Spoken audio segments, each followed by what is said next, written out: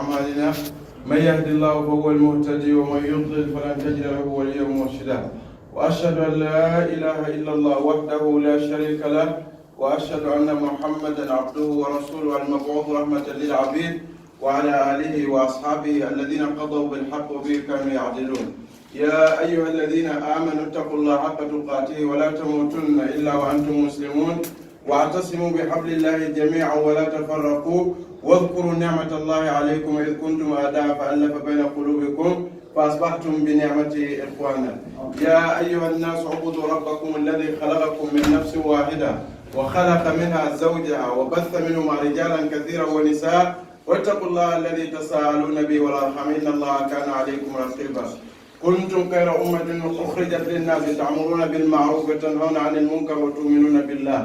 لئن الذين كفروا من بني إسرائيل على لسان داود وعيسى بن مريم ذلك ما عصوا وكانوا يعتدون كانوا لا يتناهون عن منكر فعلوه لبئس ما كانوا يفعلون.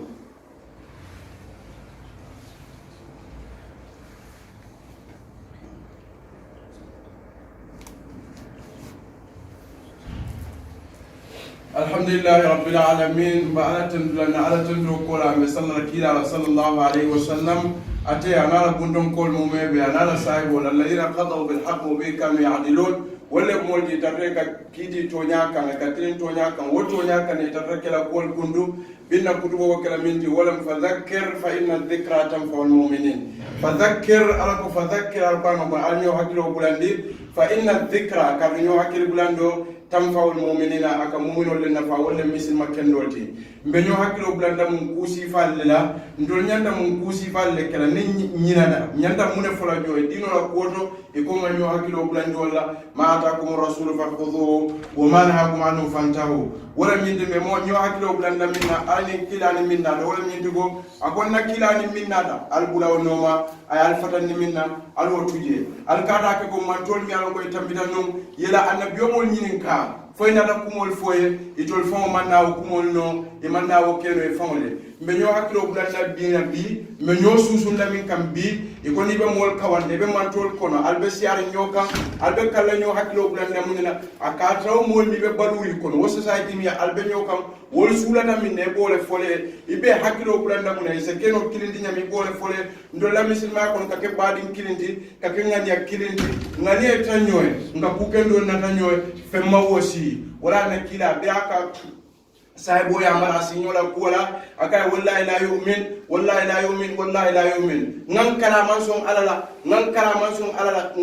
manson alala niaje kila aka sahibo susundu kan kada ko jama mun nemol hade mari mo wado ni ka franyo kan isonno mo be killing ika ku kendo nata nyoye ika nyoya mar ku kendo la ala ko le fisada molti bango kan ni benda dawda be nyo haklo blanda ku kendo le be nyo mar ku kendo la mara ko sena ye dampon ware kundo sa fo ale go yam fani moliye ni mol freje betel do ni mol freje be jeena ni mol freje be nyo susun la kadeta badu kan wodo ni mol make kilindi ka wado wadi niaje mol kabbe mol ka kafunyo ka mol ka kambe nyoka ka kuma fonyo e ka nyoya mar akata ndiko kambe ngole bo wodlado bar wo be bu ka keno fa tadon ala min ko fa dhakkir al sanyo aklo blani fa inna dhikra ka nyo aklo do tanfa al mu'minina aka mu'mina kendo le dafa wala na ko atasimu bi hablillahi jami'an wala tafarraqu nin atol be ala la julo dal kita kilindi bila wo akko janni wo misilma yakana nun nimu nemol tatol kabir misilma yanada alman ko nuntu albe nyemi karun dal be nyaadi de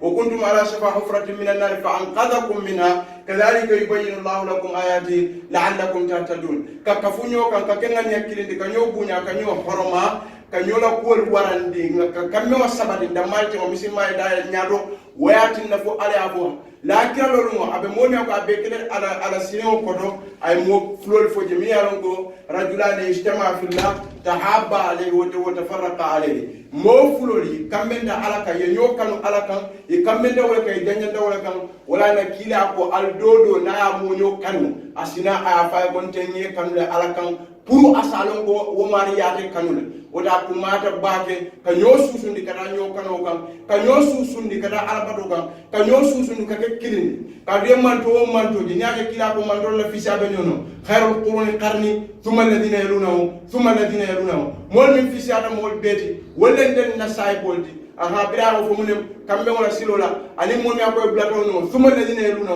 mo mi bonno ani suma ladina yeluna mo mi ya koy fana bonno wala na shetan bira ka kamanto be filin ka du nay susu ni nyoka ndolda maka nyoko mako ndolda maka wuliya funyo ndolda manga ni mantra nyoy akoni lafta manto be tinyala ngawrege kayfa tudillu al-amma bil ghiba wan namima wa hadithu sakhima wa ma laysa lahu qima nin sedan fon ka mol filin wala ataka hadama di mol kenyo jawoti wala kanyo kuma ka wuliya funyo ngani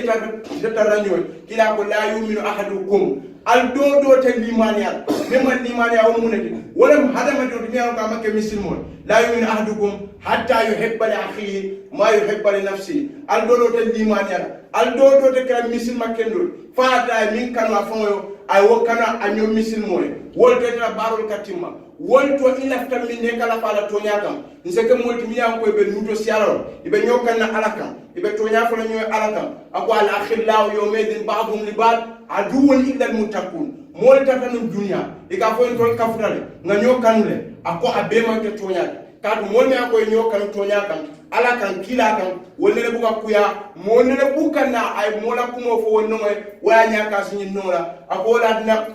wala akibatu lil muttaqin ikata ko be la bon mi ne ko nyokanu to nyaka wala kadu don wala udwana illa ala zalimin do bolo kasaro te moy nimi sote moy fo mo nya ko ka wuliya fo mo le ikoy ka mo le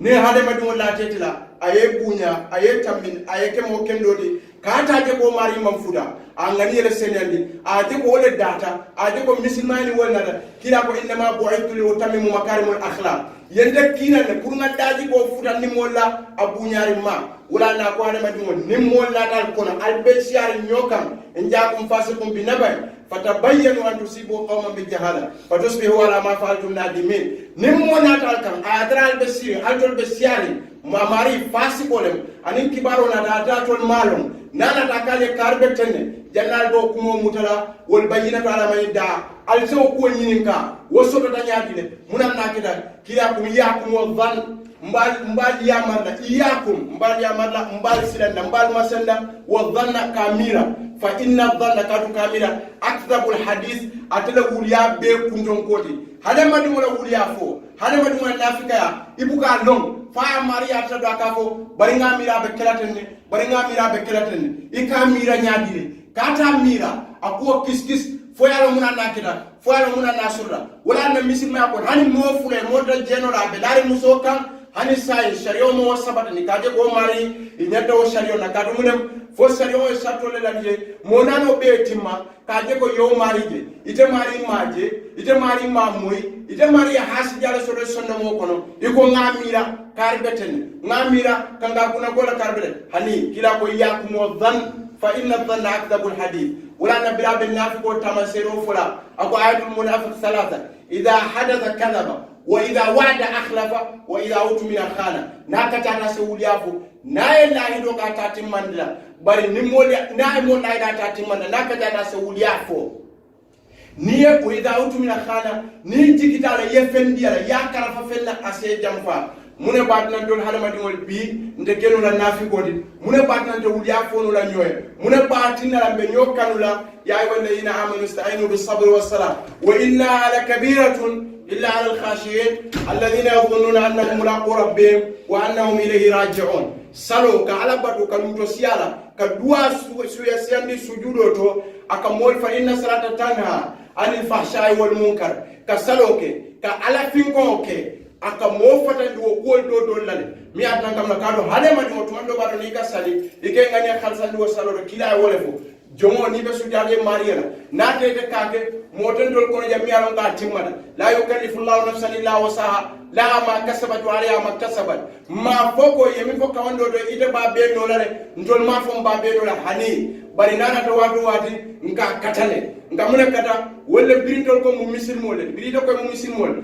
iba katalale ila misilma ya madmina wala munti kila ko ikata bula molla kila ko ikata molla kumol fo kila ko ikata mol ngaybe ala ko momi alon ko ay mumino suda man satara mumina satara wala yebi monyoje nasi kole batila ngaybe kole bala ise fero ke ya sutura minu mu kulet minu alon ko ka molla society tanka dia maison na bota society kono akata nyaatole kambe mo sa society kono ni be kumol fele ka kumo fonyo kan ni ba kele ka kinyo kan wala tinna dolla annabiyo mo ikayete modin dolla natamin birim magan ko tata kanyo saba jumale be berola la kaba ata kabila jamal be je benade lota kundo fo ina ftakelaje birin kila findira ko mbela na mo fele momo akatonyale fo momo ay mi fo ko ma ko le fo nyala nsade ni ngambe berola ndanyadi ay fundo landa ay berola ndaka ko kabila tongo kilemuda ibe asika ya laka o kadde ni ko kambe mo le kawono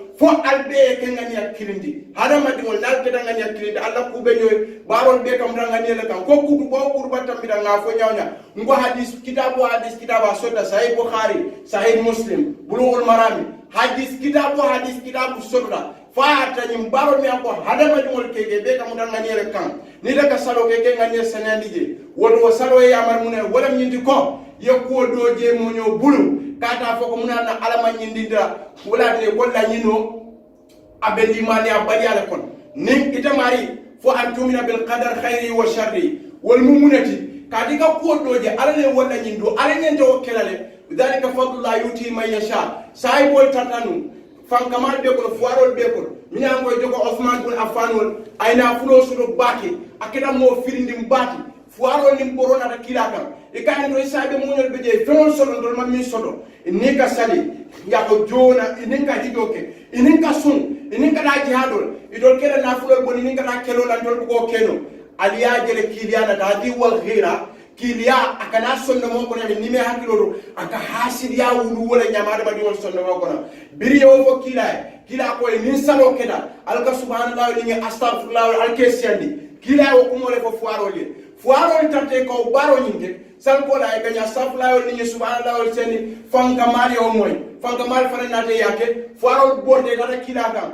e ga nyim fanka mal sain to be so no la nyaade yaaje hadisa yin kiriya be wulukam bara man fuda hasidi ala darjo kan hada madu kata aka kiriya fa yene ma te hasido almare be tangal inade ya fo kila e ga e sai bol fere nyim fuaro be fanka mal fere nga subhanallah min koy fana ngam ida kila ndol fana be mune fula pour ni ñu be kanyam ala wo munu to sial dino to kiriya wodatan sai bol la min kaf amanke hasidati kontol la biya be na society ko no nyami kontol ni ndi la siatan ko no nyami ibadi mo bete ala ku ka mo ke wo mu ala nemol hani gambia do ko sade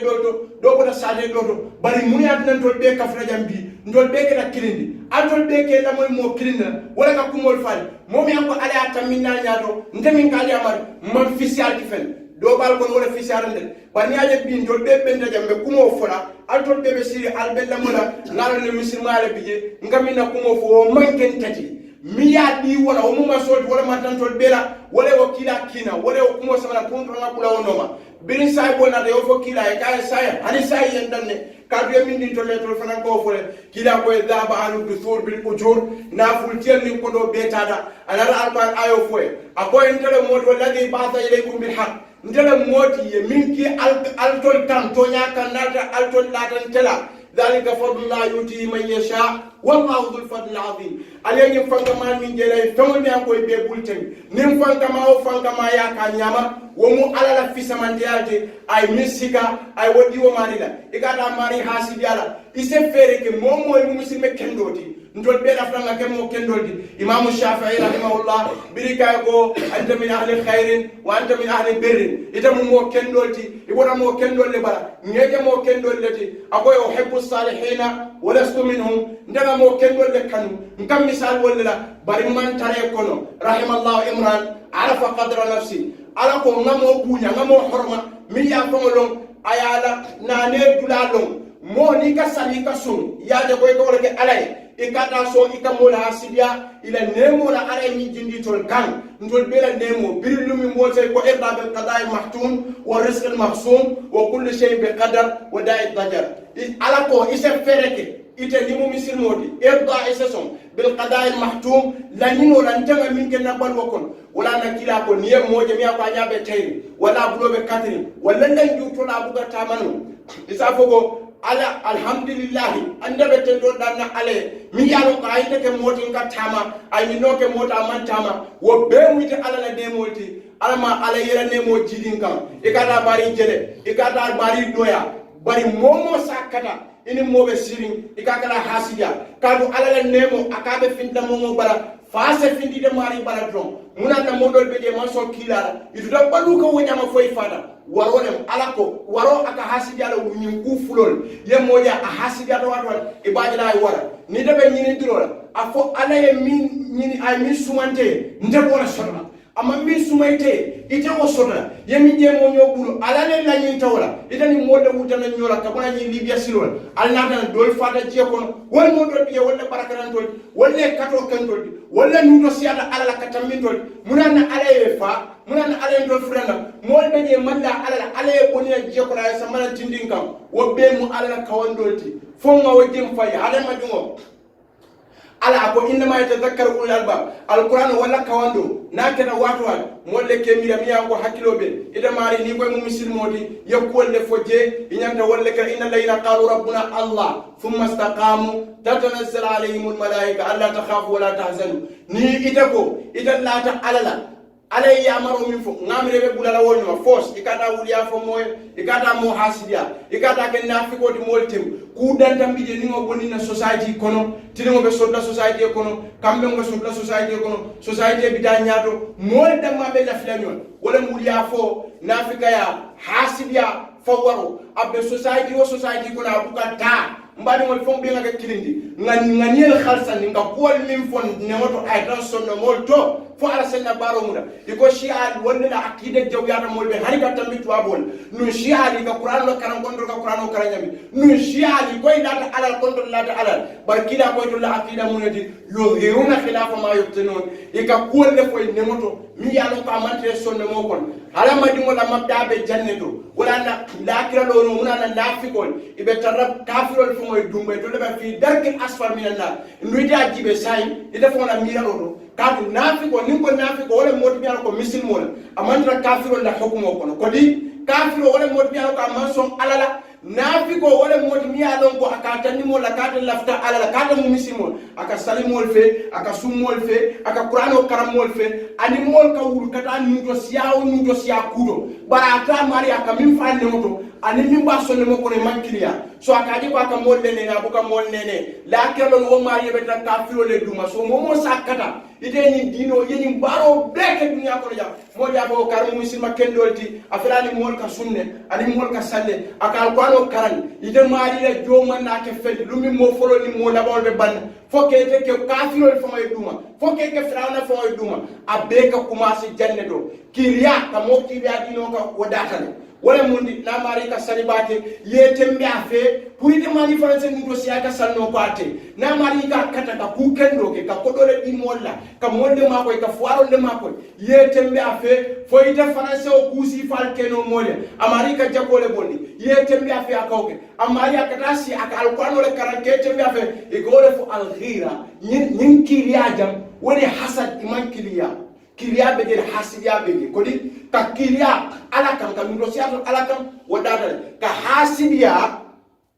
kam ka nsafo ka balan ala ka to hasidiya ningo hasidiya wala mundi comme ala nemo min ke doye ita bu kala fi wala fonde so ita man la fi wala nyadi wakata ndiko ita man lawo ala wala na ko irba bil qada al mahtum wa rizq al maqsum wa kullu shay'in bi qadar wa da'i tajal yo wobe keno la nyadi faike moti mi yalon ko asontate ala ngani kumo mi foto wolle katna molla mustamal katano nyodo fa dhakkir ni aje ala ko nganyo hakilo bulan kabi ka fo dole wolle alon katambide mari min kafo bari ka nyo hakilo bulan di wodata je kila ko dolle fisiala man tol be dina fisiala man tol beti wala mundi fonga nyo ya mar ku kendol ndol be ka ku kendo fo nyoye nganyo fatandi ku jawo ni oke la yukallifu allah nafsan illa wusaha ala buka hada maduma do jola baro la foyla dur ko to e minno wala na ne jumbe baro ke ka kilina soto ne bara yi kendo ke e ka tanne soda akejo bi adab bil adab nindol mawoke ako ay misal be balula rek ko falo tata ka balu nyami ko bani salam ko tata ka balu nyami dalika ma sawo kaliya tadu kalu la yatana huna munkar falu la bi sama kan كانوا يفعلون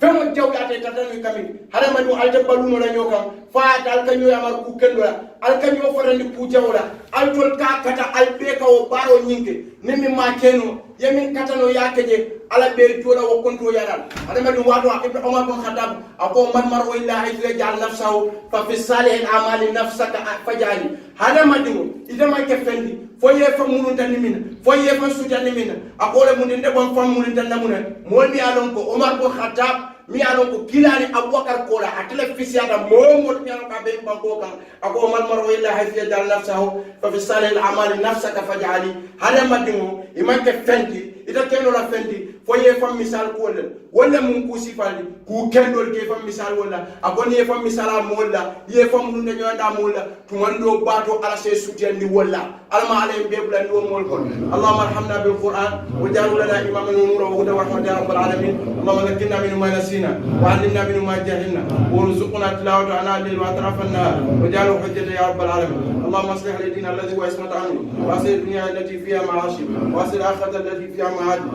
واجعل حياة زيادة في كل خير واجعل الموت راحة لي من كل شر اللهم إنا نسألك عيشة هنية وميتة سوية ومرادا غير محسن ولا فاضل اللهم إنا نسألك خير مسألة وخير دعاء وخير نجاح وخير عمل وثبنا وثقل موازيننا وحقق إيماني وارفع درجتي وتقبل صلاتي واغفر خطيئتي ونسألك الأولى من الجنة اللهم إنا نسألك موجبات رحمتك وعزائم مغفرتك والسلامة من كل إثم والغنيمة من كل بر والفوز بالجنة والنجاة من النار اللهم اقسم لنا من خشيتك ما تحول به بيننا وبين معصيتك ومن طاعتك ما تبلغنا به جنتك ومن اليقين ما تهون به علينا مصائب الدنيا ومتنا بأسمائنا وأبصارنا وقواتنا أبدا ما حييتنا واجعل وارث منا واجعل ثارنا على من ظلمنا وانصرنا على من عادانا ولا تجعل مصيبتنا في ديننا ولا تجعل مصيبتنا في ديننا ولا تجعل الدنيا أكبر همنا ولا مبلغ علمنا ولا تسلط علينا بذنوبنا من لا يخافك فينا ولا يرحمنا اللهم لا تدع في مكاننا ذنبا إلا غفرته